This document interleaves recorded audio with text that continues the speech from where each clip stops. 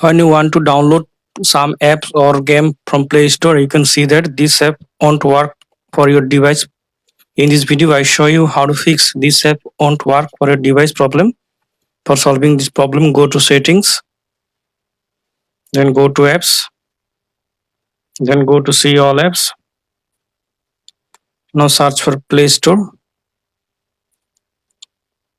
tap on Google Play Store, tap on Force Stop, tap on OK, tap on Storage and Cache, tap on Clear Storage, tap on Delete. Now tap on three dot. Now tap on Uninstall Update. OK. Now restart your phone.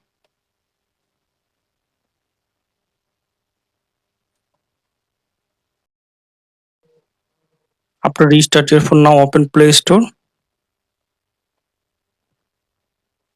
Now search your desired app.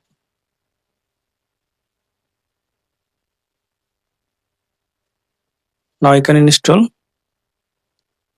If this method not working for you, you have to download this app from Google Chrome.